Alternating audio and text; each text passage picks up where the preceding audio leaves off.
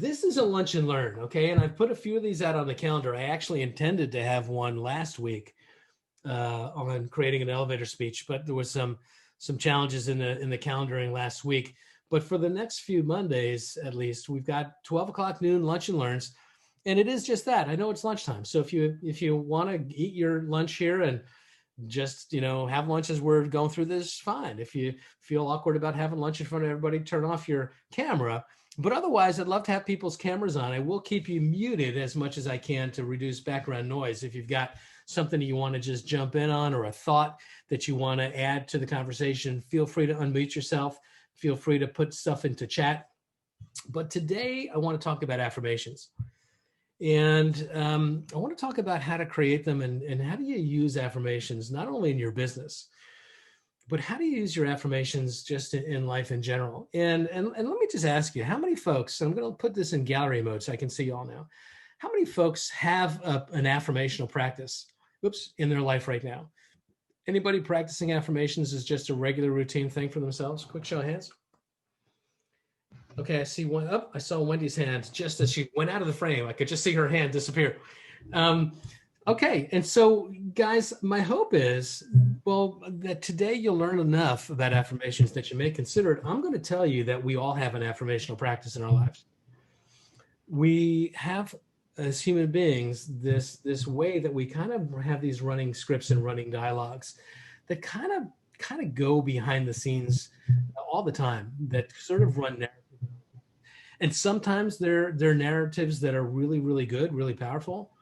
They encourage us, and sometimes they're narratives that, they're not as encouraging. We sometimes refer to those as your drunk monkey, the voice that sort of chatters in your ear, tells you why you're not good enough, you're not tall enough, you're not smart enough, you're not thin enough, all that stuff, right? The truth is, human beings have used affirmations forever. When we think about what affirmations are, just a quick definition. What does it mean to affirm? Well, it means to state something as fact, to agree strongly, and to agree publicly. Affirmations at their best are affirmed not in private, but are affirmed in front of other folks. If we think about affirmations in this way, every major religion has an affirmation of faith. It's a statement, something that we affirm publicly that says, this is what we believe. This is what it means to be a Christian. This is what it means to be Jewish or Muslim or whatever that is, right? An affirmation of faith is a public statement of fact of something that we're affirming is true. If you look at this other arrow here, it declares support for. An affirmation is something that I'm going to repeat it, I'm going to state it publicly, and I'm going to offer my support for it. And number 3 here, this arrow, this definition that says it gives life to a heightened sense of value to. It's sort of a statement that kind of can birth a belief in something that we aspire to, right? And throughout time, human beings have used affirmations of all sorts to try to outline the things that not only do we believe are true, but the things that we aspire to be true. I think about the Pledge of Allegiance as an interesting affirmation that every child in the United States, in many organizations, will recite the Pledge of Allegiance, which is nothing more than an affirmation about the importance of civic life and our role within society and our pledge of allegiance to the flag and to the Republic and the whole way that goes. These are affirmations that are aspirational in nature. And so when we think about why we use them to reprogram the subconscious mind, to encourage us to believe certain things about ourselves or about our world and our place in our world. That's part of why we use affirmations, is to reprogram our thinking, right? I think it was, trying to remember who it was. It was Zig Ziglar, I think, the old trainer, who says the problem is you got stinking thinking. If you gotta reprogram your thinking to something that's more productive. And so affirmations is one way to do that. We use affirmation to help us create the reality that we want, often in terms of making or attracting things. Wealth, love, beauty, happiness. These are things that we want for ourselves. And many of us have an affirmational practice as a way of trying to materialize these things in real life. We use affirmations. In fact, before I get to the greatest, before I get to Muhammad Ali, I just want to ask, does anybody have a vision board? Anybody does any vision boarding? Okay, Megan, I see your hand. Juan, I see your hand. I don't have everybody's hands up. You know, I actually have a vision screensaver. I don't have a vision board per se. But here's what we know about the way that the mind works. The things that we focus on, we have a way of creating. There's a bold law that we talk about in the bold class that says what you focus on expands. The things that you pay attention to, you have a way of materializing in your life, and vision boards can be a way of doing that. And it's not to say that I'm going to put a picture of a Bentley on the vision board and a guy with six-pack abs on the vision board, and I'm just going to look at that vision board and then suddenly, auto-magically, it's going to materialize. No, that's not what happens. But what we know is that the things that we put in front of us, the things that we keep in front of us, we give attention, we give our energy to. There's a part of the brain at the very top of the brain stem called the reticular activating system, the RAS for short. And it's the part of the brain that notices things, that pays attention to things that are in our field of vision, right? When we buy a new car and we drive off the car lot and we go home to our home from the car dealership and we find that, gosh darn it, there's 7 people that I passed on the way home that have the same exact make, model, and color car that I just purchased. They were always there. We didn't notice them before because it wasn't in our field of vision. Vision boards, affirmations, allow us to put before us the things that we want to confirm to be true, the things that we want to anchor ourselves in.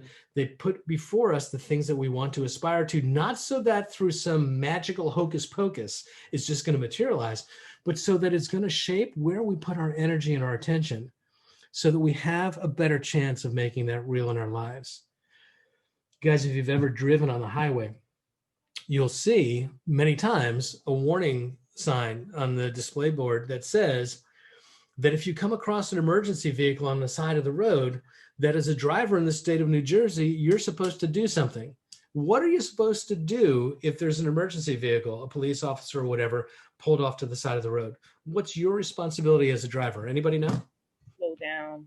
Slow down, and or what else? Pull into the next lane, the left lane. Change lanes over, right? Give a little bit more room. If you can't change lanes because traffic doesn't allow it, you're required to try to slow down to a safer speed. And the reason for that is what we know is that the things that are in your field of vision, you're drawn towards.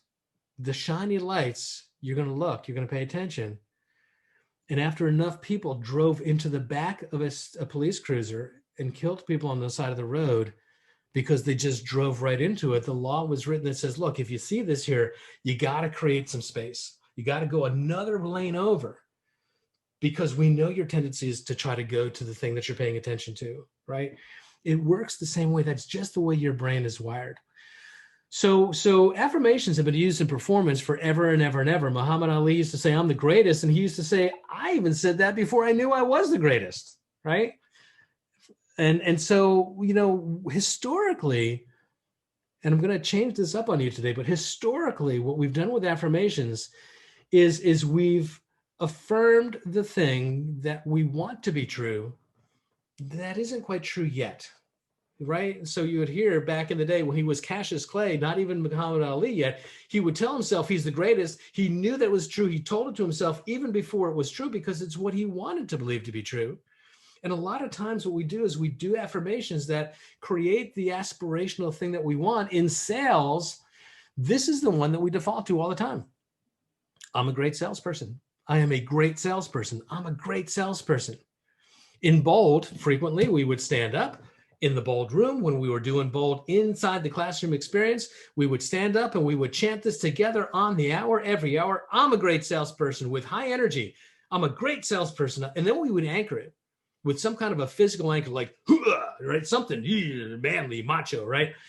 That's what we would do. And that's the way we've been taught. That's what we've been taught about aspirations. Years ago, there was a Saturday Night Live sketch. I'm dating myself. Some of you guys can look this up. There was Al Franken. Remember Al Franken before he became a disgraced politician? And now poor Al Franken, gosh, the things that he's done today seem so trivial compared to what's going on in the world. But what Al Franken had was he was Stuart Smalley. And Stuart Smalley, when he's cracking up there, you remember this, don't you, right? So Stuart Smalley would be doing his affirmations, and he would start with how, you know, that he he was lovable, and he was wonderful, and everybody loved him.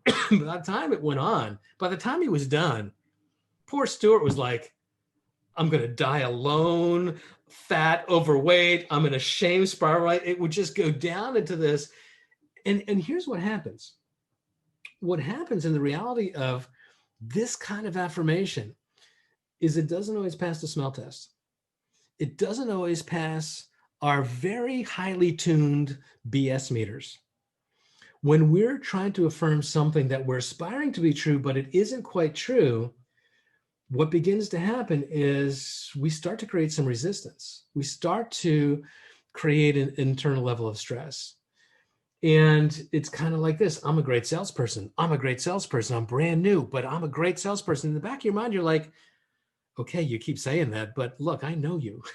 You're not a great salesperson. You want to be one. You're trying to be one. You're just not one yet. And right now you're lying to me. And you know what truth is? I am you. And so you can't pull that wool over my eyes. That creates a level of stress that, quite frankly, inhibits performance. I want to talk briefly. I want to share with you a video. Does anybody know the name Amy Cuddy? Cuddy? That's okay. I wouldn't expect you to yet, but I want you to. Amy is a genius. I don't know if technically she meets the criteria for genius, but Amy is a professor of social psychology at Harvard, and she's in the MBA program. She had been a professor at Rutgers for years, and then she got to Harvard, and she studies performance. And in essence, I'll just give you a little bit of background as to what her research is about. What happened at Harvard was they were looking at folks who were graduating from Harvard in their MBA programs, and arguably, those folks who graduate from Harvard with an MBA are pretty smart. Would you agree? If you graduate from Harvard with an MBA, you probably are pretty smart. And if you graduate from Harvard with an MBA, you're probably going to get some pretty good job interviews to go on. And one of the things that they found was that the Harvard MBAs were not getting hired at any higher rate than graduates of any other MBA program. But this was Harvard. And yet their higher rate was just about the same as whether you went to SUNY or whether you went anywhere, that it wasn't what you knew, it's how well you performed in the job interview. It's how well you were able to interview. And a lot of her research had to do with performance and all the different ways that we can kind of enhance our ability to perform during stressful tasks. Guys, is real estate an opportunity to put yourself in front of stressful tasks?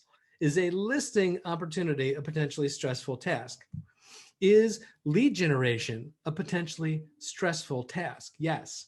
And what Amy's research is about is how do we find ways to enhance our ability to perform well under stress? If you want to do something really fun, you should go on to YouTube or go on to TED Talks, right? Amy has got a great TED Talk, probably one of the highest viewed TED Talks of all time. And it has to do with something that she's come up with called power posing, right? And without getting too deep into it, because this is an affirmation class, what power posing is about is how can you kind of create a sense of confidence? How do you create a physical hack in your body? Simply by the way that you pose and carry your body. What we know is that when people feel confident, when people feel powerful, they tend to carry themselves in bigger, open, expansive postures. When anybody does something successful, when they win a race, what is the thing that you see when somebody runs through the tape at the Boston Marathon? Their arms go way up, right? They get big. My niece, I have a 22-year-old niece who was born blind. She does not have the mechanics in her eyes for sight. And Amy is cool. Anytime she does something really cool, you know what Amy does? She goes, woo! She's never seen that in her life. That's just the way human beings behave. When they feel powerful, they get bigger. And Amy has a wonderful TED Talk about how we can improve our performance simply by holding these big, powerful poses and holding them before we perform that task. And some of these, I'll stand up a little bit. This is the one that she refers to as Wonder Woman, right? This is the Wonder Woman pose. You see all the superheroes, they pose like this, right? With their hands on their hip. It's these big, expansive poses. Well, she also spent some time on research around affirmation. where does affirmation fit in to our ability to perform well in stressful situations? And what she says is this: I'm a great salesperson. It doesn't pass the bullshit meter. And it actually has a whipsaw effect that creates more stress than it helps. I'm going to let Amy talk about it in her own words. Here, just listen up. When you feel acutely anxious and self-doubting, the last thing you should do is lie to yourself, right? So what happens is that creates a kind of backlash that makes you feel not only more anxious, but now you're also a liar, right? Now you're lying to yourself. So that's not the kind of self-affirmation that I'm talking about. The kind of self-affirmation I'm talking about is this, where you really do identify what are your core values? What are the things that no one can really change about you? Why do they matter to you? And you kind of anchor yourself in them. Now, what the research shows, and there literally are hundreds of studies on self-affirmation, and most of this was work done by Stanford psychologists led by Claude Steele. And what they find is that when people self-affirm, it is the simplest exercise. It really is. 1, what are your core values? 2, why do they matter to you? 3, write about a time when you expressed this. When people do that, it dramatically lowers their stress and anxiety, self-reported stress and anxiety. It lowers their neuroendocrine measures of stress and anxiety, like cortisol and epinephrine. And it allows them to perform much better in a stressful task. So somebody might self-affirm and write about why, family matters to them, and then they go take a really hard math test. Not only are they less stressed out, they actually do better on the math test.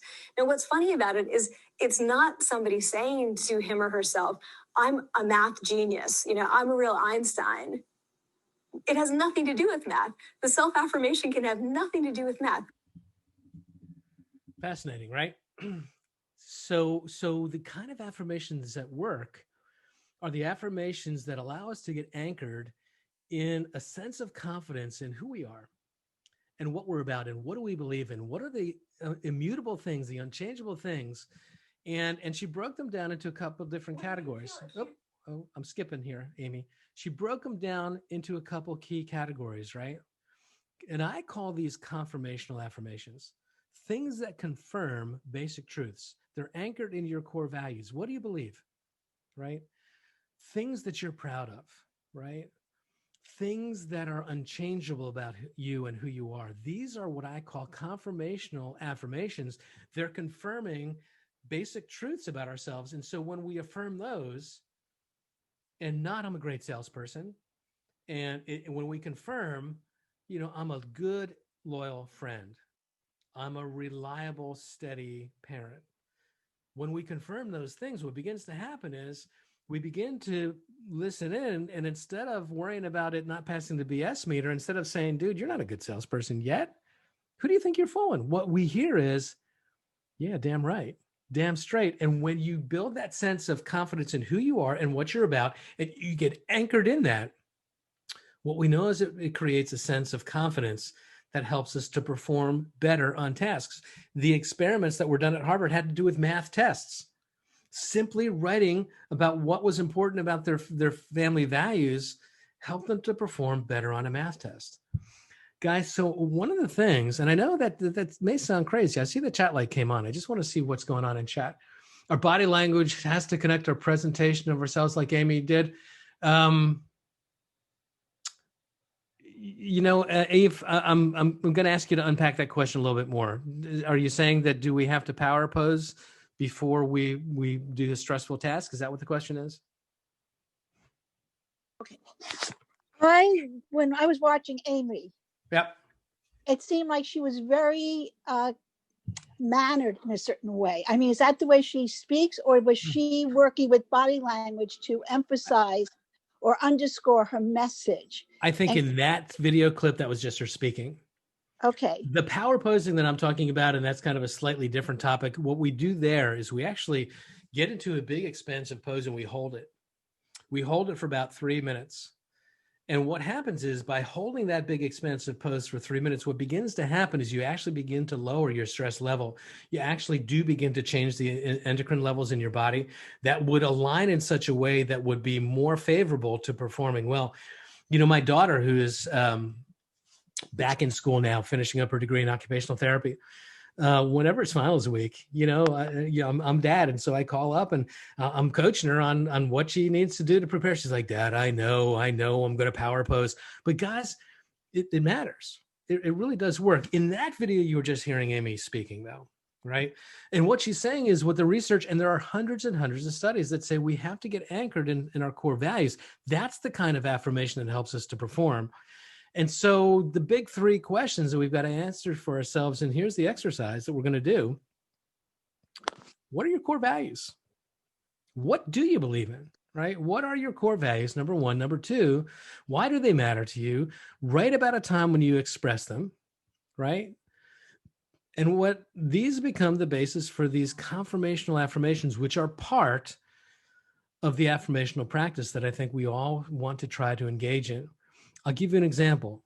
Here's a confirmational affirmation for me that comes out of my core values. My family is always my highest priority. Always. There's a lot of things that are important to me, but my family is always my highest priority. That is a confirmational affirmation. And when I affirm that again and again and again, my family is always my highest priority, damn straight, damn right. And it starts to create a sense of confidence and grounding. And so the first exercise that I want to do right now is just take about 5 minutes. And I want you to just kind of write some of these confirmational affirmations for yourself. What are your core values? What is unequivocally true about you? What do you stand for? Right? I want you to just think about this for a few minutes, and we're not going to necessarily share these as a group if you don't want to. So don't worry about, this is for you. I want you to take about 5 minutes. I'm going to put myself on mute to let you think. And I'm just going to ask you to sketch out a few of these confirmational values, right? Like, my family is always my highest priority, right? Whatever that would be true for you. Let's take a few minutes and let's write a few of those. And I'm going to put myself on mute.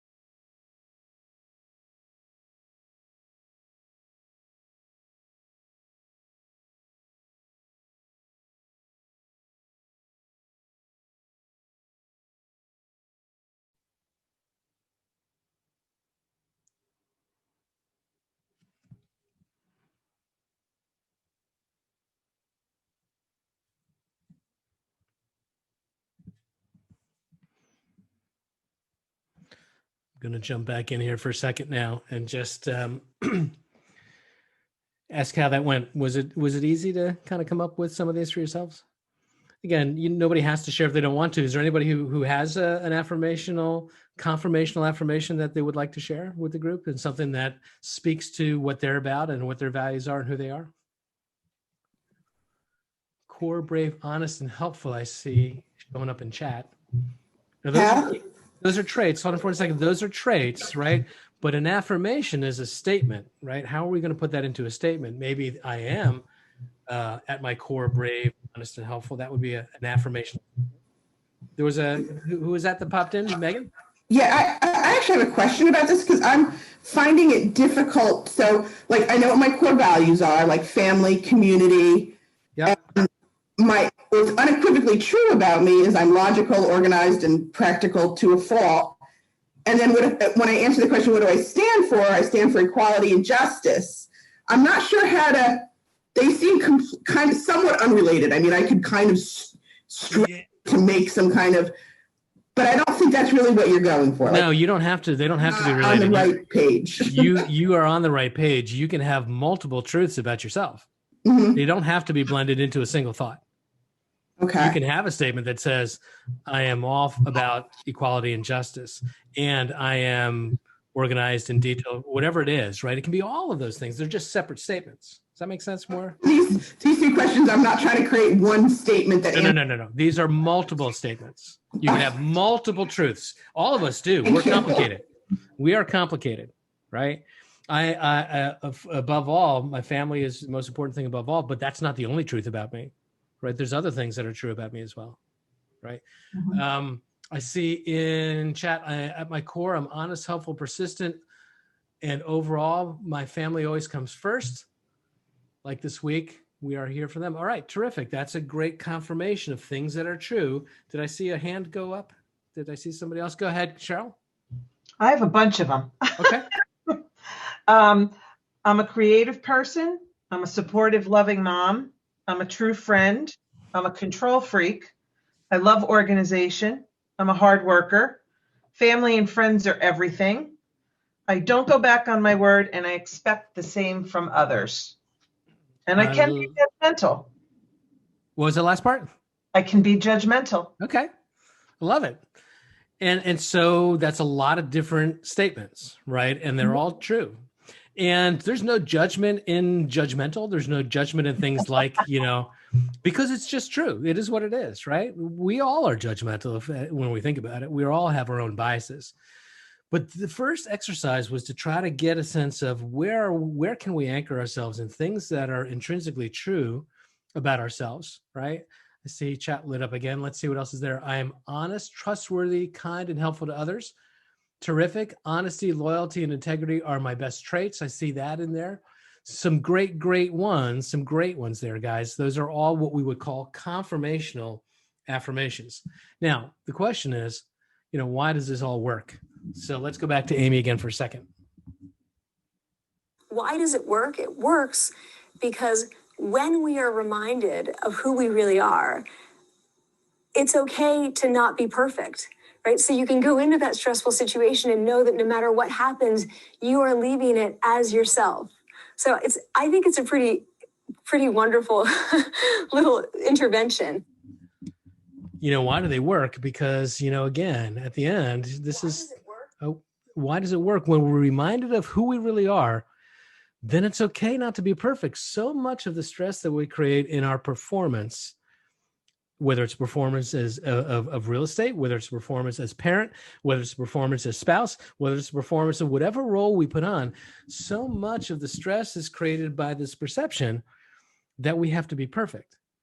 And what we know is there is no such thing as perfect, right? At our core, when we're reminded of who we really are and that we're going to go into that interaction and come out of that interaction intact, then we don't have to worry about perfection anymore. And it helps to release some of that stress. That is why it works in the deepest unconscious, because we're anchored in this sense of self. We're anchored in the sense of self-efficacy. So that's why it works. And I'm going to tell you that I think we should all have an affirmational practice that isn't necessarily built on, I'm a great salesperson, and certainly not Stuart Smalley, I'm going to die alone, fat, and no one will love me. Don't go there, right? But we do need to have clarity on what is it that we're about? What is it that we believe? What is unequivocally true about ourselves? And yet, I also said that affirmations are not just used to drill home the things that are true, but they're also a way to pay attention to and invite in things that we do want. I do want to be a great salesperson. I do want to have six-pack abs, right? Right now I got a keg. I'm looking for the six-pack, right?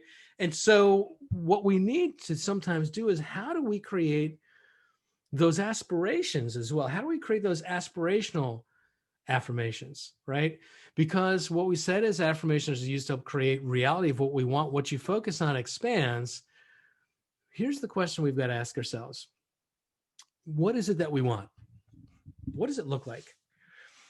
You know, some of you guys know that before real estate, I was a psychotherapist by training. And one of the things that happens sometimes is when life throws us curveballs, and when we're disappointed, and when we're, especially in relationships, when we are disappointed in our partners or our children or whatever it is, and we begin to kind of just get so caught up in the brokenness, and we lose sight of the fact that there can never be anything good there. There's a question that we used to use sometimes in couples work. And the question was what we called the miracle question. And the question was this: if you woke up tomorrow and a miracle occurred overnight, if you woke up tomorrow and the relationship that you're in was exactly what you want, it was loving and caring and supporting and all those different things, how would you know? What would be different? How would you notice?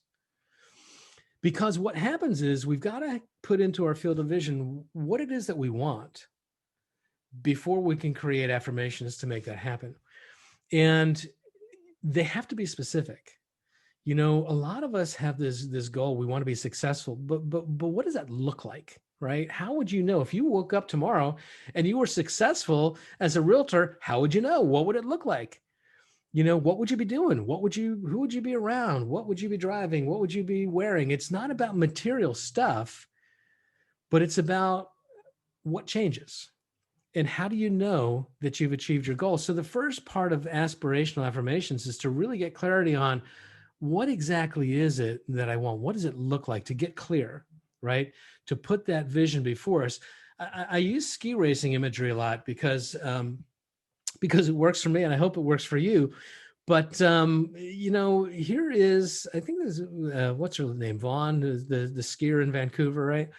And you know, what we tend to do sometimes when we create the vision for what we want, when we create the affirmation, is we focus on the outcome. I want to be standing on the podium with an American flag over my shoulder. I want to be basking in the glory of achieving, right? Of achieving the things. I want to be the winner.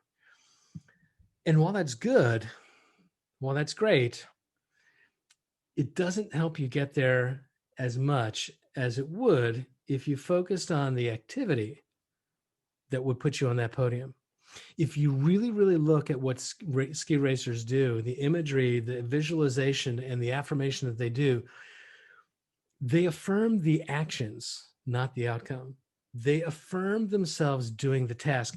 You know, years ago, Michael Jordan, there were all these commercials. I think it was Nike that had this commercial, "Be like Mike," right? All these kids wanted to be like Mike. There would be these kids on the playgrounds. They would be running and they would be trying to dunk the basketball, right?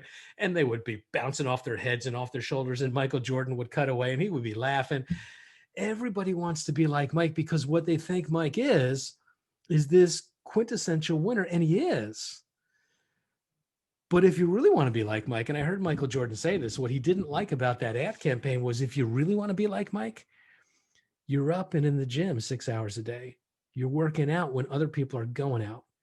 You're putting in the time, because it's the action and the activity that creates the outcome. If all we're doing is affirming the outcome without affirming the action that will get us there, our ability to perform is not going to be as good as it could be. What ski racers do is they stand on the top of the hill, and in their mind's eye, they visualize the perfect run. They don't visualize standing on the podium. They visualize the perfect run. And if they can execute the perfect run, they trust that they're going to be on that podium. And so the aspirational affirmations become kind of, what actions do you aspire to take? What would you need to do so that you could have what you want to have? Years ago, I had a coach, Terry Foster was her name, out of Oklahoma. And she used to put in her email signature, and I thought this is really cool. And her email signature said, "I am willing to do the things that no one else will do for the next 5 years so that I can have the life that no one else can have forever." That was a pretty powerful message to me. I'm willing to do the things that nobody else is willing to do so that I can have what nobody else can have, right? So the mistake I think sometimes that we make in affirmations is we aspire, we visualize the Lamborghini, we don't visualize the lead generation. We visualize the perfect relationship. We don't visualize the challenging conversations, the things that become part of making those things real. And so what I'm going to ask you to do is think about, what do you need to do to be successful in real estate? You know, it's going to be lead generation on some level, but what does it look like? What is a perfect lead generation activity for you? Now, I know that for some of us, excuse me, for some of us, it's going to be cold calling, picking up the phone, smiling and dialing, going through a list, calling name after name after name after name. There is a certain percentage of folks that sort of feel that that is what perfect lead generation looks like for them. Probably about 3% of the population is hardwired for that. Some of you guys at Ignite have heard me mention before that we do have a technical name for that in real estate. We call those people freaks. Most of us are not hardwired for that kind of putting yourself out there with total strangers and dealing with rejection again and again and again. Human beings are communal creatures. Rejection is the hardest form of penalty that there is out there. Being voted off the island. If we really want to penalize somebody for the most egregious crime, we put them in solitary. Because to be rejected, to be banished is the most torturous form of pain that human beings can inflict. And so I don't know whether lead generation like that is the best for you, but what I would encourage you to think about is, what is it? Is it networking? Is it the perfect open house? Is it the perfect call into your database, into your sphere, a networking call, or just a care call? Hey, was thinking about you today. You know, this pandemic is kind of popping back up again. We're going into the holidays. How are you? Is everybody okay? How are your kids? Right? What does the perfect lead generation call look like for you? And what I'd encourage you to do is to kind of think about that and start to write some of those affirmations. And I'm going to caution you, and I did this exercise in Ignite last week because I started with affirmations for this group, because when you're breaking into real estate, really kind of getting your head in the game, keeping your head up with all of the disappointments and frustrations that come with getting started in anything new. I started with affirmations. And one of the things that I had people do was write confirmational affirmations and aspirational affirmations. And a lot of times in the aspirational part, what I got was, I will become a great realtor. I will do this. The confirmations were real clear. I am this. The aspirations were, I will become this. And what I'm going to tell you is, we've got to write them in the present tense. The thing about the brain is it doesn't understand future tense. I will is meaningless. You know, my mother found that out about me early on. I will empty the garbage, Mom. She says, no, do it now. It's meaningless to tell me what you will do. The brain doesn't understand it. It only understands things that are or things that are not. And so what we need to do is we need to take the thing that we aspire to, and we have to write it in present tense. It could sound a little bit like this. I exercise 30 minutes every day, right? I don't. I did when the gyms were open and I was going to the gym more frequently, but I don't now. And it shows. I know that the COVID-19, 19 stands for the 19 pounds on my butt that I got while I'm sitting in this Zoom chair all day. What I need to do, and I don't do right now, is I don't exercise 30 minutes a day, but I can't affirm I will exercise. I have to affirm I do exercise. Does that make sense? I want to make sure we're clear about that. It has to be written in the present tense. So the hard questions on the affirmational side is, what are you not doing right now that if you did do it, would change your business? What do you need to get better at, right? Write about the future that you want for yourself. These are the hard questions that we think about from an aspirational standpoint.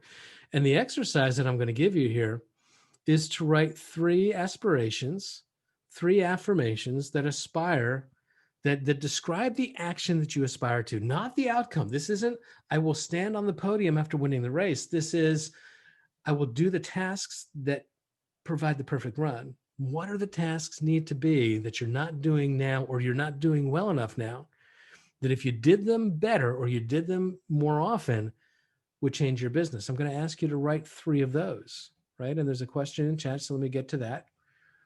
Got to go to CE class. All right, Kim, off you go. Great to see you. Right? And so what are you doing right now, not doing now? These are the questions I gave you. What do you need to get better at? Write about the future that you want for yourself. We'll do this for about 3 minutes, and I will be quiet.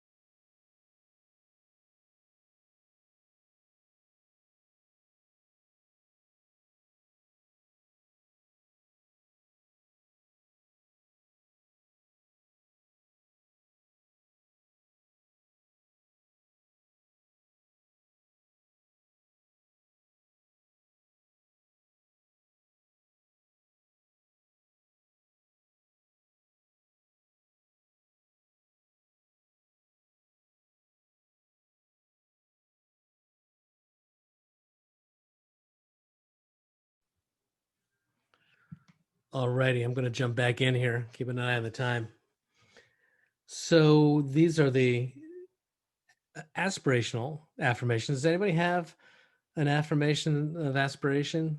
It's kind of like a tongue twister to say this that way, but does anybody have something that they'd be willing to share? An affirmation about what they aspire to?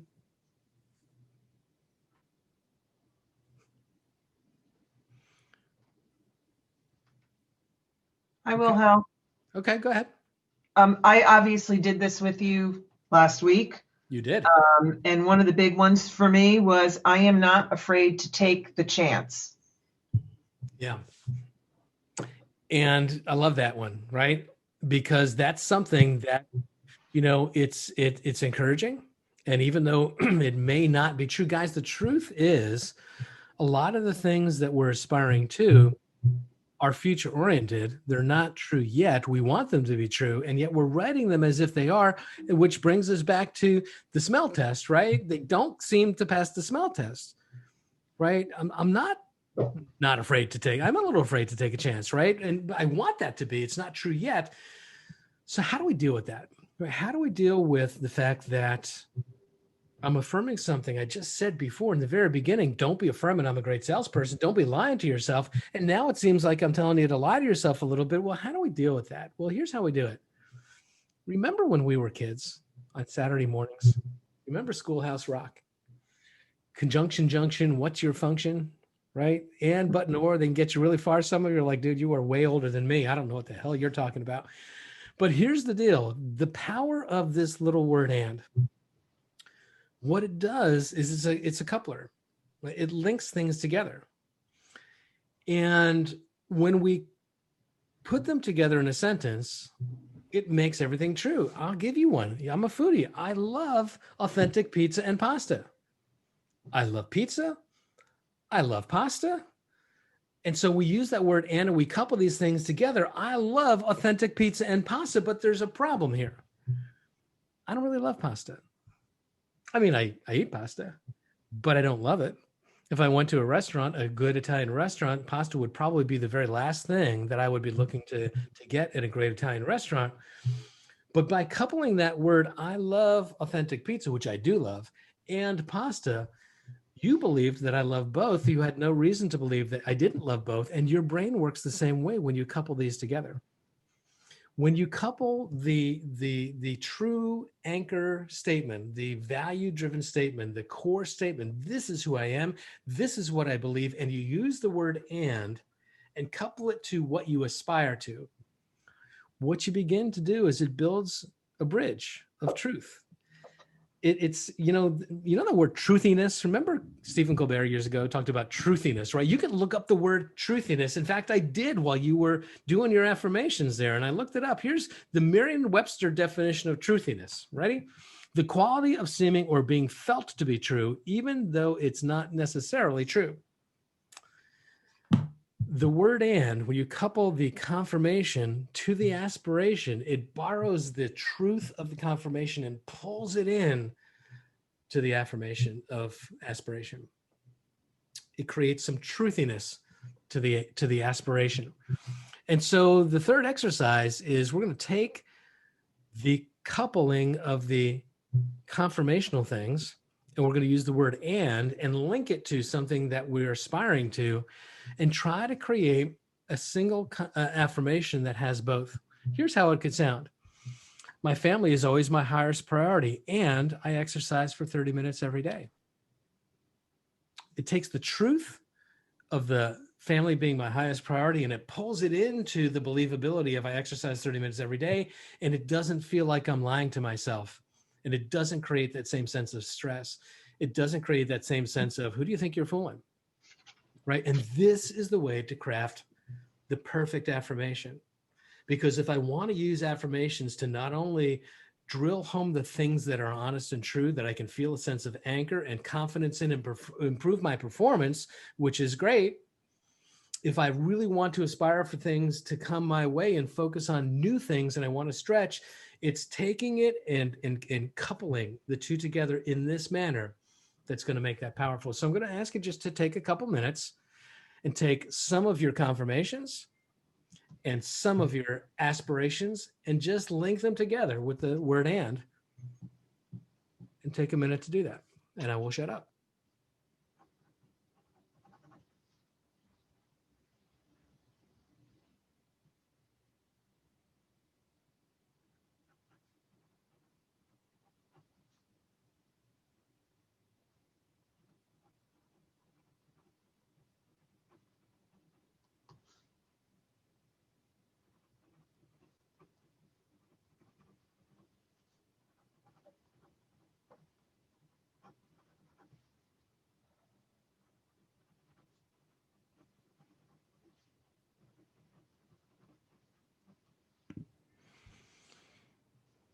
And they could sound something like, I am a honest and loyal friend, and I always know what to say in every real estate situation, right? I've taken the thing that is true, I've coupled it to the thing that I wish was true, and it brings some strength and power to that. I saw a hand there. Whose hand did I just see pop up? Nope. Not sure. Okay.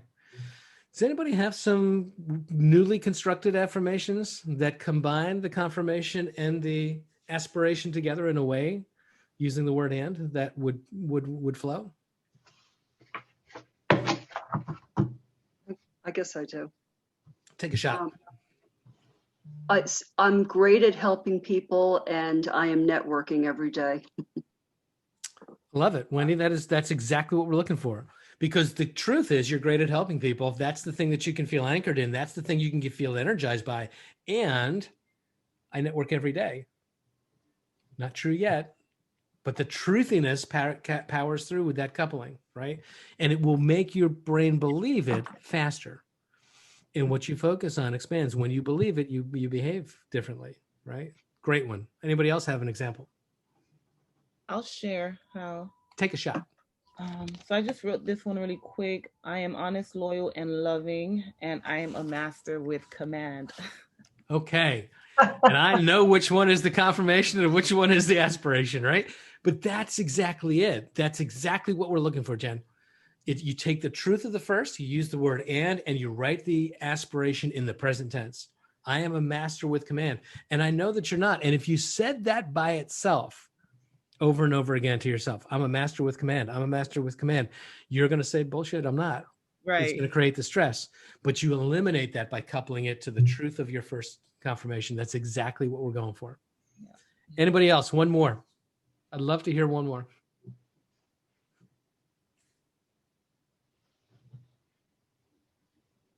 I will. Go ahead. Go ahead. Let's see. I will not go back on my word, and I stay focused on my goals. I love it, because you don't go back on your word, and you're honest and deeply anchored in that. And I stay focused on my goals, because sometimes I get distracted. Mm-hmm. But the truth of the first powers into the truth of the second. That's how you write powerful affirmations. And guys, here's what I'll tell you. Look, I'm a big fan of affirmation. I have had an affirmational practice in my life for a really long time. What I do is I use my phone. In the notes section of my phone, I have all my affirmations right here.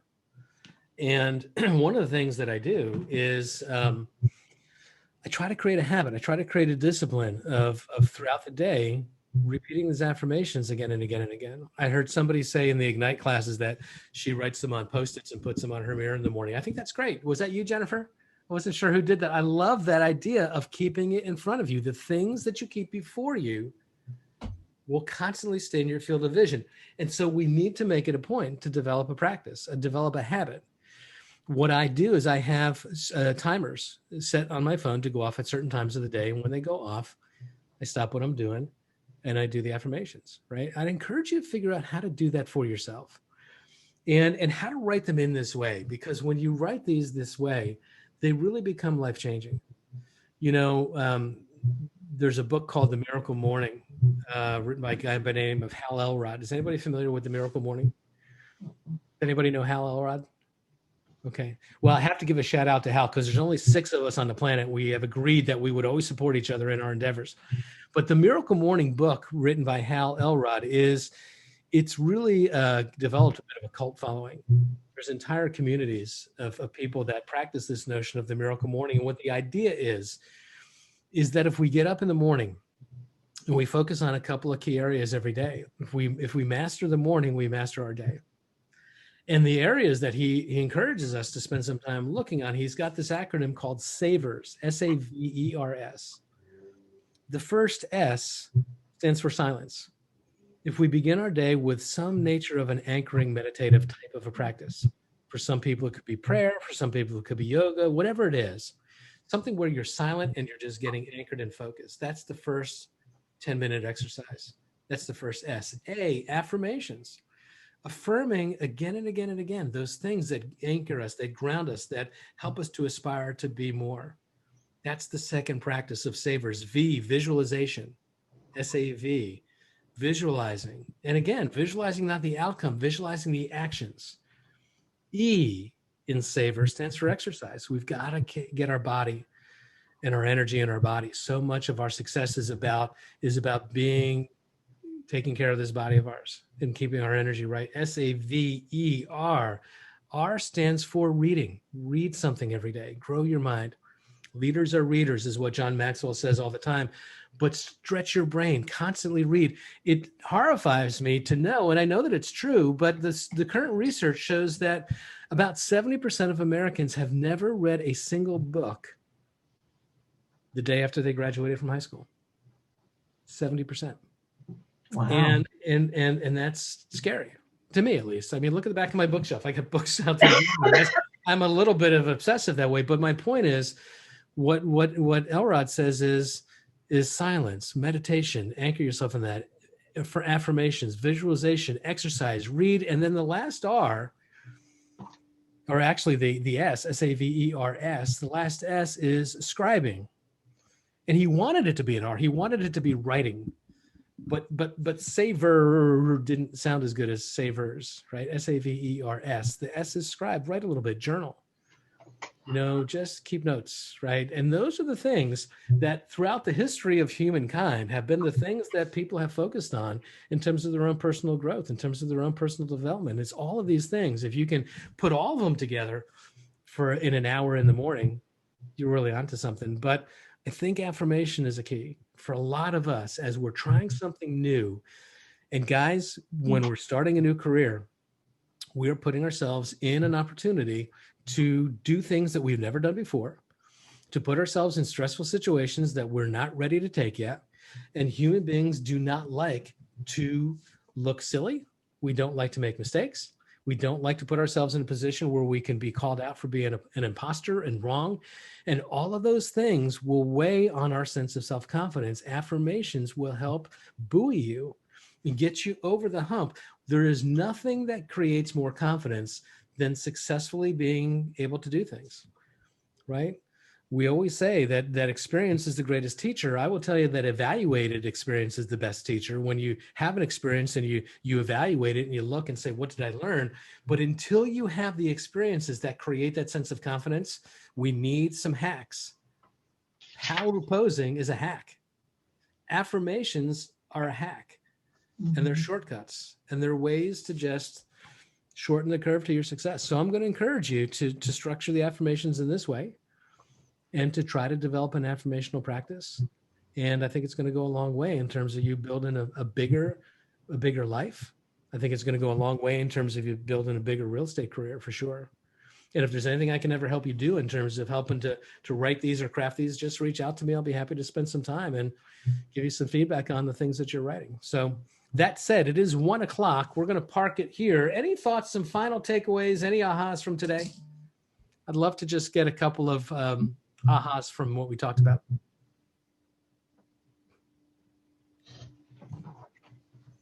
Go ahead, somebody. Just one. Well, I love the Amy Cuddy video, and I want to see the TED Talk. Yeah, you're going to find that she has a couple TED Talks, I think, but the one that she's most known for is her power posing one. Okay. And I'm going to tell you something. That is, to me, truly one of the best hacks, because it really, really does change your endocrine levels. It really changes. And I've seen it firsthand, not just my daughter. I'll share this one story and then I'll jump out because it's late. Years ago in Woodcliff Lake, there was an agent who's no longer there now. She got married. She moved out of the area. But she was a kid. Now, to me, everybody's a kid, but she was like 23-ish. And she was, in her first year, she was putting together a pretty good business. She was well on her way to capping. She hadn't capped yet, but she was doing well. And a lot of her business was with her buyers who were about her own age, her peers, her contemporaries. They were renting places. They were buying their first home. And one of the things that happened was one of her friend's parents wanted her to come out and talk to them about listing their home. Her friend's parents were very successful and very affluent.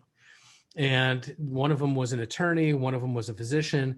They had a home that she was going to go out and do a listing presentation on, which was in the multi-million-dollar range. And she was this kid, and she's like, oh my God, I am just like so far out of my element. I am terrified.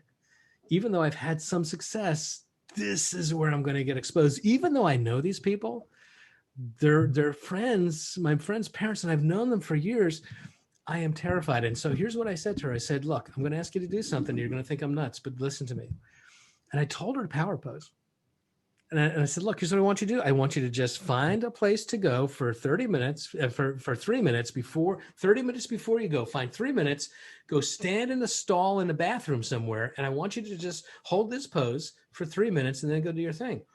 And she's like, that is the freaking craziest thing I've ever heard in my life. But I am so afraid that I'm going to do it. Well, sure enough, I got a phone call later that night, about 10 o'clock at night, and it was her. And what do you think she said? She got it, yeah. No, she didn't. Oh, how? She didn't get it. But here's what she did say. She said, I didn't get the listing tonight. And on some levels, that's disappointing, but nobody got the listing. And here's the reason why nobody got the listing is because I went out there and she says, we talked about the market conditions. We talked about how long they owned the home, how much they bought it for, what they needed to net. I did an analysis of the market with them, and I showed them my numbers, and I showed them that what they needed to do in terms of netting in the sale to get where they needed to go, it wasn't in the market right now. And they decided that they were not going to sell, that they were going to just keep it for a few more years. And she said, but I have to tell you, I never felt more in control. I never felt more confident. Here are these two powerful, smart people who took counsel from me. I'm 23 years old, and I felt bulletproof. She says, I don't know what the hell is in that power posing, but I'm going to do it again. You know, guys, it works. Go watch that Amy Cuddy video. Build into your life these affirmations. I'm going to tell you, it is some of the greatest hacks of all time. So go get them. Thanks, All right, Mel. guys. Okay. It is late. We're done. Have yourself a great Thanks, Mel. afternoon. Thank We'll you. talk to you soon, okay? Thank you. Thanks. Good. Bye-bye.